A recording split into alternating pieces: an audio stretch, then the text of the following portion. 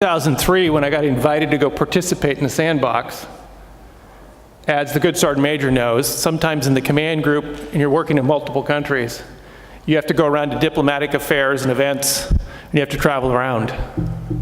And so I went out, and my wife bought this suit for me when I left, so that you could stick it in a duffel bag, crumple it in your backpack, shake it out in the desert sun, and then you can wear it later on about 10 minutes. And so I left to the sandbox. I think most of you know, and you have a big color spreadsheet on your desk, that in 2002 I ran for Congress and I opposed going to the war. Because I predicted that we would be there almost indefinitely. I predicted that the toll would be greater than we could take. But, being a good soldier, I went. When I came back, Mr. President, interestingly enough, I wore the suit back. Wore it out through Jordan. I didn't come out on a troop transport because everybody in my command had already come back, and I think most of you know part of the story is that 3 members of my command that came back killed themselves. I came back and decided, frankly, it wasn't worth going to Washington, D.C., which is why I never ran for Congress again. But I got convinced to run here. Interesting enough, it should be no surprise. You know, being attacked by the Republicans, and you're Republicans, no surprise at all. I got attacked by the Republicans, and they spent $68,000 against me in that race. And I won. Now, I went into the legislature on the far side, the House, and the very first day, because we came in early and we ordered our stationery, and I got one of these 3x5 cards. And I wrote on the back of that 3x5 card why I'm here. When I came to the Senate, I brought that 3x5 card with me because it sat underneath the glass plate every day I was in that chamber. And every day I was not in that chamber. Then I came to the Senate, and I got a new card. And I wrote in that card why I was here.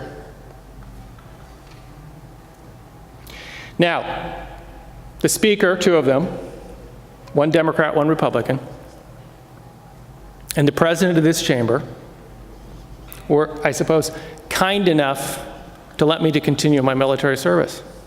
So occasionally, I wrote a new reason on that card on this floor. That reason is why this bill is here today. Because on that card are the people I sent to die.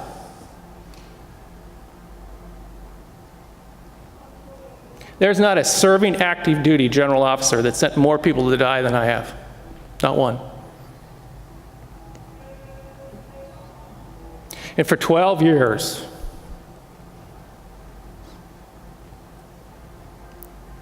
this body, the legislature, has struggled with what to do about veteran suicide and veterans, and suicide in general. So, here we are today. I don't think I need to spend too much time, but I sent to the floor, because there's a lot of bold-faced lies, not miscommunication, bold-faced lies spreading around out there. Not in this building, not members, not from the normal lobby corps, but there's a lot of lies out there. So, I probably have more pieces of paper on your desk than I put in here in, I don't know, 2 sessions. Thank you, Madam Secretary and staff. So, on your desk are those facts, and they're really actually not there for you, because you as individuals do your work. They're there for the public so they can look online when I make a statement and see what the facts are versus what the rhetoric is, and who's saying what, when, and where. Last week we had a bill, and I'm going to come back to it in a few minutes, but in short, what that bill told us, there's 40,000 suicides a year in the United States. Second highest youth suicides in the nation are in Oregon. I think it's about 750, the number was mentioned, which is about right.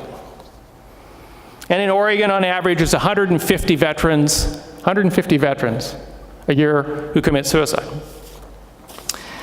I can go through the list that's on your desk, but I ask each of you to simply pick it up and look at it, because you'd be surprised where some of these suicides are at. Baker County, 7 in the last reportable year. Clackamas, 65. Columbia, 13. Douglas, 26. Jackson, 50. Klamath, 22. Malheur, 5. Polk, my district, 12. Yamhill, 16. Wasco, 6. Goes on. And this legislature has struggled and struggled and struggled to figure out what we're going to do about that. Now, other states have done stuff. Last year, the state of Washington, by initiative petition decided that they should invoke something called an extreme risk order. And that raised the idea that might be something we would do here, so we started researching, both opponents and proponents. You have floor letters on the floor today from opponents that we asked to get input from, because that's the way you do it. Now, the voters up in the state of Washington voted by 70%. That's the voters, 70% to put Initiative 1491 in place.